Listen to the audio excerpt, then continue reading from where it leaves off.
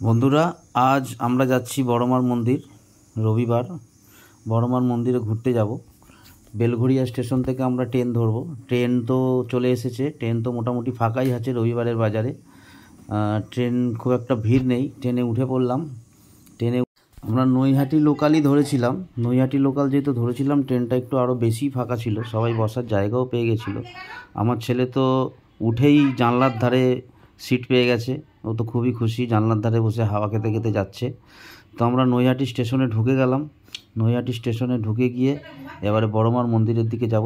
Station থেকে নামলেই দেখবেন টোটোওয়ালারা আপনাদেরকে ধরবে যে বড়মার মন্দিরে চলুন, 10 টাকা করে ভাড়া। কিন্তু বড়মার মন্দির যেতে কিন্তু আপনাদের 10 টাকা ভাড়া লাগবে না। স্টেশন থেকে নেমে পায়ে হেঁটে মাত্র 3 থেকে 4 মিনিট। আমরা টোটো নিলাম না, হাঁটতে হাঁটতে আমরা বড়মার মন্দিরের দিকে যাচ্ছি। বেশিক্ষণ সময় লাগে না, 3 থেকে 4 মিনিট লাগে। দিও না, আমায় দিও, আমায় দিও। আয়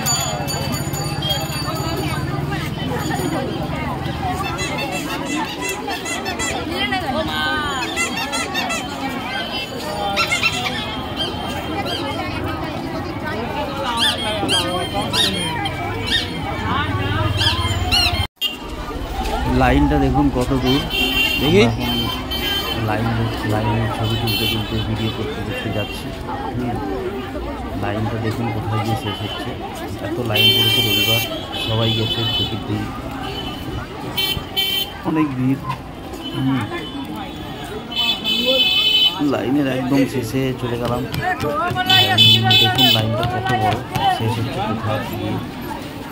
আমি ভাবছিলাম গঙ্গার পাড়ে গিয়ে শেষ হবে, কিছুটা গিয়ে দেখলাম, দেখুন এখনও পর্যন্ত লাইন শেষ হয়নি, এখনও পর্যন্ত লাইন চলেই যাচ্ছে। এই লাইনে গিয়ে আমরা দাঁড়াবো। লাইনে গিয়ে দাঁড়ালাম। আমাকে বড়মার টিপ দেবে, বড়মার টিপটা করবো, 10 টাকা দিলে এটা করিয়ে দেয়। নৈহাটি বড়মার কাছে এসেছি। বড়মার টিপ মাথায় পড়াটা খুবই ভালো। সবাই মিলে কেন মাথায় টিপ পড়বেন, পড়াচ্ছি। লাইন এগিয়ে চলে এলাম আমরা মন্দিরের ভিতরে। মন্দিরের গেট থেকে আমরা ঢুকবো। ডালা অনেক রকমই পাওয়া যায়, 50 টাকা, 100 টাকা, 101 টাকা, 201 টাকা, যেরকম আপনি নিতে পারেন। 50 টাকা থেকে স্টার্ট। ভেতরে দেখুন গোল গোল করে একটা ঘেরা আছে। আমরা গোল জায়গাটা থেকে ভেতরে যাবো।